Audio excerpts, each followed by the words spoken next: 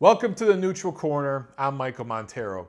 What I'm going to do in this series is I'm going to take you guys to the blue corner, and that is where we review last week's fights, and then we're going to go to the red corner, and that's where we're going to preview the upcoming fights this week. And I'm going to be doing these every Wednesday, right in the middle of the week. It's a perfect review, preview type of series, and if there's boxing, we're going to have the show. So look for it Wednesdays going forward.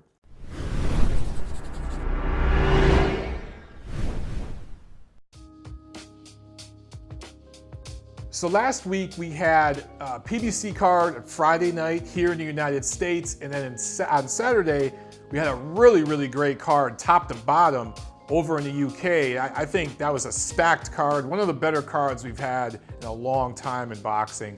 But both of these cards featured British welterweights that are trying to get Floyd Mayweather in the ring in September. Let's start with the PBC card on Friday. This was a card on Spike TV from New York at Barclays in Brooklyn. I thought that this was probably overall the best PBC event so far. Both of the fights were good. In the first fight, Javier Fortuna, he won a vacant 130-pound title against Brian Vasquez. It was a good quality scrap. It was one-sided, but it was a pretty entertaining fight. But then in the main event, Amir Khan won a decision over Chris Algieri, and I think that single fight is probably the best fight so far that we've had in the PBC series as far as the fight turned out. It was a competitive fight. I thought Amir Khan won about 8 rounds to 4, maybe 7 rounds to 5. Chris Algieri pushed Amir Khan, and some of that is due to the fact that Algieri learned on the job in his loss to Manny Pacquiao last year. And some of it's also due to the fact that Amir Khan, he is what he is. I've heard some people on social media saying that Amir Khan slipped a little bit, that he looked lazy. Guys, this is just who he is. He's always been a guy that doesn't always fight very disciplined. He has very good skills and experience, but he doesn't always fight with perfect discipline all 3 minutes of a round, right? He leaves his chin out there, he drops his hands, he backs straight up sometimes. He lets himself get hit, and that's just the way he's always been. He is who he is. And Chris Algieri fought a very good fight for him. He stepped up. He showed that he's a smart fighter that thinks in the ring, and he's not going to be intimidated by the event. He looked shell-shocked against Pacquiao last year, but he showed some improvement against Khan. For Amir Khan, he won the fight, yes, but does he deserve a fight with Floyd Mayweather? I don't think so. I don't think boxing fans are going to be that excited to see this guy in the ring with Mayweather in September. So the card in the United Kingdom on Saturday, it was an exciting card, like I said before. And a lot of people are excited about some of the performances, and we'll talk about that, but I thought most of them were mismatches, The one fight that really impressed me was Lee Selby's win over Gradovich to grab a featherweight title, because to me that was the most even matchup of the whole card.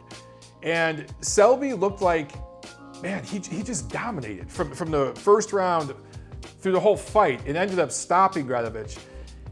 I think a star was born in the featherweight division, and it's not just a United Kingdom fighter here with Lee Selby. I think that this is a global star in the making, and featherweight is a stacked division, especially if you consider that just a few pounds south, you've got guys like Guillermo Rigondeaux, Carl Frampton, where if they just move up a few pounds, man, you could have a sick 8-man tournament at featherweight. The best part for Selby is there's other UK fighters like Frampton I mentioned that are around that weight class that he could fight that would be big domestic matchups there. He just outworked and beat down Gradovich, a guy that we've never seen get worked over like that, a guy who usually gets stronger as fights go on and outworks his opponents. The opposite happened here. It was just a total mismatch in class. Gradovich was outclassed, Selby grabs a title and is on the scene now worldwide. Jorge Linares won a lightweight fight against Kevin Mitchell, 10th round stoppage. Linares was down around 5, Mitchell was down in the 10th, and he was cut really bad. Look, Jorge Linares, he's just one of those guys that can't be in a bad fight.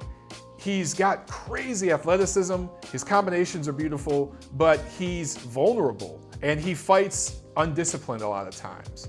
leaves his chin out there, he gets tagged, and if he gets tagged clean, he's out of there. So he's one of those guys that I just want to see.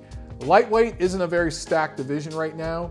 I think Linares can make some noise there again, and there's plenty of fights for him. I hope we could see him back stateside soon. Everybody's talking about Anthony Joshua's 2-round destruction over Kevin Kingpin Johnson. Look, it was an impressive performance. Joshua is doing all the right things. He works his ass off in the gym. He's got a great work ethic, a great attitude. He's already sparred some rounds with the champ, Vladimir Klitschko. Everything looks great, but we shouldn't get too excited here, all right? Kevin Johnson, I believe, has lost 5 of his last 6 now. And I've never been sold on the guy as even a B-level heavyweight. I think he's a journeyman at best. The one thing he was good at one point in his career was surviving rounds, whether, he just basically ran and sat on the ropes and covered up, right? So Joshua hit him with a clean shot at the end of that first round. Johnson couldn't recover, and Joshua jumped on him. He did what he's supposed to do. So a great performance, but let's not get too excited. I hear people talking already, like, on my Twitter feed and everything about, man, I think Joshua would take out Wilder right now. I think he'd take out Fury right now. No, he wouldn't, guys. He doesn't have the seasoning yet. He's not ready for those matchups. Let's keep him busy. Let's keep him in there against these level fighters and slowly move him up. I like what I'm seeing so far. This guy looks to be the heir apparent to the Vladimir Klitschko era, but we can't jump the gun here because he hasn't been in there with a big puncher that can take his shots and return fire. We haven't seen that. Look, there's been plenty of heavyweights in recent years that looked the part, that were that big super heavyweight mold, and when they got tagged on the chin, it didn't look so good, right? They didn't react so well. Now, guys like Lennox Lewis, like Vladimir Klitschko, they were able to recover from early knockout losses in their career and rebound and become great heavyweight champions. But then there's other guys like Michael Grant, David Price, other guys in recent memory, these big heavyweights, looked great, but once they got tagged on the chin, that was it. So let's be patient on Anthony Joshua. I'd like to see him against a Tony Thompson level fighter, somebody like that, and see how he looks against one of those guys. And in the main event over in the UK this Saturday, it was Kell Brook defending his welterweight title with a TKO, 6-round TKO over Frankie Gavin. I thought it was a rather uninspiring performance from Brook. He didn't look that passionate in the early rounds. It was kind of workmanlike. He stepped it up in the 5th and 6th round. He caught Gavin with a good shot in the 6th and got him out of there. He did what he's supposed to do. You look at Khan's performance Friday night, you compare it to Brook's performance Saturday night. These are 2 guys, same country, same division. Everyone would like to see them fight over there, but obviously they both want to go after Floyd Mayweather. From what I saw, look, Khan had the better opponent. He had the much better opponent in Algieri. Brook had a B-level guy in Gavin, if that, and he did what he was supposed to do. He dominated, but you can't really compare the 2 matchups because Khan had a much better opponent. So overall, neither guy, Khan or Brook, showed me that they're ready for a Floyd Mayweather. I'd like to see the 2 of them fight each other. I don't think that's going to happen anytime soon. But Brook, there's so much upside to this guy. And if he were to fight Amir Khan right now, I would have to favor Brook. I would maybe favor Kell Brook over anybody in the welterweight division right now, not named Floyd Mayweather. That's saying a lot. But kind of like I said about Joshua, and like I've said about other recent fighters who have climbed up the rankings so fast, we don't want to get ahead of ourselves. The reality is Brook has 1 win over Sean Porter. That's a top welterweight. That's it. And that isn't a fight he dominated. It's a fight he clearly won, but I wouldn't say he dominated Sean Porter. So let's not get too excited yet. Let's see how Kell Brook looks later this year. He's supposed to fight Brandon Rios. Brandon Rios isn't somebody that I would consider an elite level welterweight, but he's gonna bring it to Brook. He's gonna make Brook earn his money. And what I wanna see in that fight is how Brook looks against Rios versus how he looked against Sean Porter. Has there been any improvement? If Brook dominates Rios, if he could stop him late, if he could be the first guy to stop Rios or really, really hurt him To me, that would show that there's been improvement there since that win over Porter, and that would be a very important thing. If the fight with Rios is competitive, then it could be a situation where Brook has peaked, and this is just who he is and what he is. So we'll see later this year. But for now, Brook looks like the goods, man. Okay, so this Saturday here in Los Angeles at the StubHub Center, another PBC card. It's going to be at noon. The card starts here in LA at noon. It'll be 3 p.m. for you guys on the East Coast. So it'll be interesting. I haven't attended one of these early in the day cards yet out here. You gotta remember, I'm from the East Coast, so I already think the boxing matches start early out here in LA. I'm going to fights at 5 o'clock and shit, but I'm gonna be going to this one at noon. So that should be interesting. It should be fun.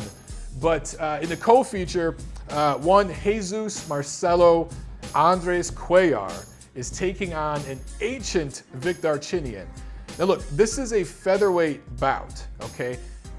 Vic Darchinyan is 39 years old. Cuellar is 28, so there's a huge age difference there. And as far as I know, Cuellar has always fought as a featherweight. Vic started as a flyweight.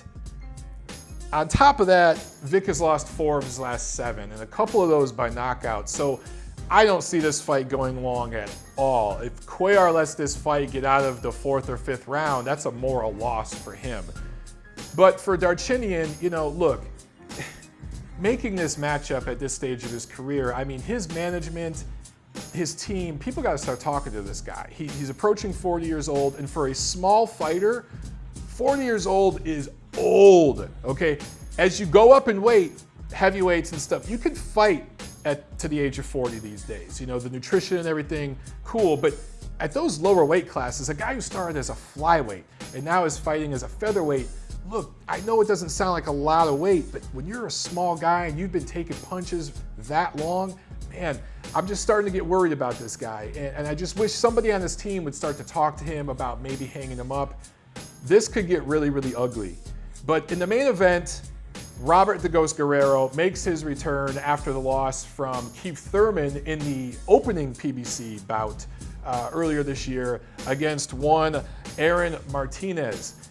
Look, this should be a showcase fight for Guerrero, right? Aaron Martinez has only had 3 10-rounders prior to this fight. And he's a guy that's lost to Jose Cito Lopez and Jesse Vargas. You know, anytime he's kind of stepped up to a higher level of opponent, he's lost. So this should be a showcase fight for Guerrero, but Guerrero's been in fights before that were supposed to be showcase fights, and they ended up being very, very competitive. Last year when I was at StubHub, ringside for Guerrero's fight against the Japanese fighter, Kamagai, that should have been a fight that Guerrero dominated, and it turned into this epic back and forth slugfest. Part of that's because Kamagai is tough as shit and can take a crazy punch, but it's also because Guerrero gets undisciplined and he loses focus in there. He gets hit way too much, lets himself get hit by guys that shouldn't be able to hit him. So don't be surprised if this fight with Martinez is more competitive than it should be and goes into the later rounds. It might even go all 10 rounds. I believe, yeah, this is a 10-rounder. So, you know, I'm just gonna go ahead and make a prediction. I think this goes all 10. I think Guerrero wins, but I think he takes some leather in this one. It's gonna be more competitive than it should be. Later Saturday in New York, Miguel Cotto will defend his lineal middleweight championship against Daniel Geale of Australia. You know, I'm just not as excited about this fight as I was when it was first announced because this is at a catchweight, 157-pound catchweight. And I understand why people do catchweight sometimes. If you're a fighter that's moving up in weight and you're testing the waters in a new division and you want to try out a catchweight, I get it. But if you've been fighting at a certain weight class for a while, or if you're defending a title there, I hate these damn catchweights. Daniel Geale hasn't fought south of 160 pounds since 2007, right? This is a guy who's been a top middleweight for a while. He's been in there with the who's who in the division. So like I said, I was kind of excited and intrigued about this fight when it was signed, but when I heard about the catchweight, I kind of lost interest. I have to think that this catchweight is really going to affect Daniel Geale, especially if Cotto works the body as he likes to do. The sanctioning organization had a weigh-in. I don't know if it was a 7-day weigh-in or a 10-day weigh-in. I can't remember off the top of my head, but Cotto is essentially on weight. He's got to lose a couple pounds of water weight, but Geale has to lose like 10 pounds. I believe it was about a week out. He had to lose like 10 pounds. So he's gonna be really, really dry for this fight. And for that reason, I think that Cotto should stop Geale later in the fight. I think that was the whole strategy behind making this match for Team Cotto. Make the catchweight, get Geale to drain himself, work the body, get him out of there late. It looks good for Cotto. He gets a late round stoppage. But what does this fight really say about Cotto going against a guy possibly like Canelo Alvarez, which is the fight everybody wants to see? I don't think this fight against Geale is going to tell us anything in regards to how Cotto would look against Canelo. But that's it for now, guys. That's all the news that's coming this week. Let me know what you guys think. Comment below. Like I said, this series will be going out every Wednesday going forward. We're going to review last week, preview this week, and it should be fun. Let the debates begin.